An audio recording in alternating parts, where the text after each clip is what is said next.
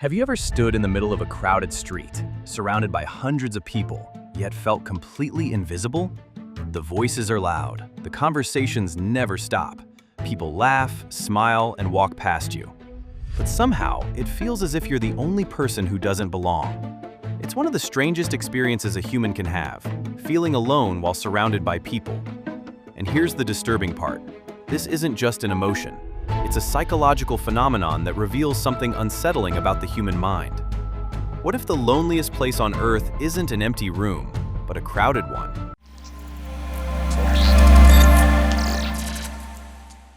Every day, millions of people commute through train stations, airports, shopping malls, universities, and busy city streets. They are surrounded by faces, voices, and movement. Yet, according to psychologists, modern loneliness has reached levels never seen before. How is that possible? If humans are more connected than ever, why do so many people feel emotionally disconnected?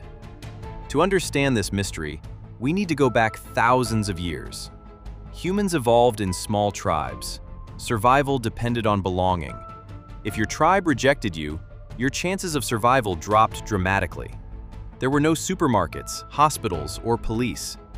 Being excluded often meant starvation, exposure, or death. Because of this, evolution wired the human brain to treat social rejection almost like physical pain. Scientists have discovered something remarkable. When someone feels socially excluded, many of the same brain regions that process physical pain become active. Your brain doesn't simply dislike rejection, it treats it as a threat to survival. That ancient survival system still exists today. The problem is that the modern world has changed far faster than our brains have. Imagine walking into a crowded room where everyone already seems to know each other. Conversations are flowing naturally. Laughter fills the air. Nobody says anything negative to you. Nobody insults you. Yet your brain quietly begins asking dangerous questions. Why hasn't anyone talked to me? Do I belong here? Am I being ignored? The strange thing is that these thoughts often have nothing to do with reality. But your brain isn't interested in facts. It's interested in keeping you safe. This is where one of psychology's most fascinating concepts appears: the spotlight effect.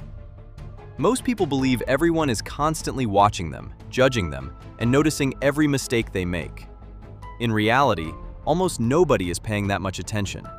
Every person is trapped inside their own thoughts, worrying about their own appearance, their own conversations, and their own problems.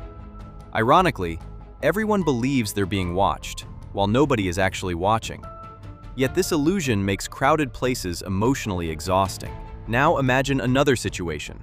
You open your phone. Hundreds of people appear to be living perfect lives.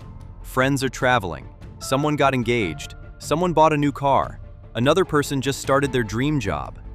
Within seconds, your brain begins making comparisons.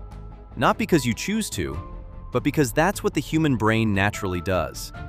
Psychologists call this social comparison theory. Our brains constantly evaluate where we stand compared to everyone around us.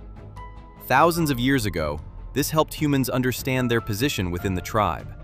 Today, social media has amplified this instinct beyond anything evolution ever prepared us for. You're no longer comparing yourself to 20 people. You're comparing yourself to millions. And here's the cruel trick. People don't post loneliness. They don't post anxiety. They don't post the arguments, the failures, or the sleepless nights. You're comparing your everyday life to everyone else's highlight reel. Eventually, your brain reaches a painful conclusion. Everyone else seems connected. Maybe I'm the problem. But here's something even stranger. Research suggests that loneliness is contagious. Not like a virus, but through behavior.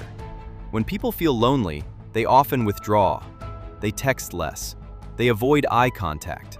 They decline invitations. They speak less during conversations.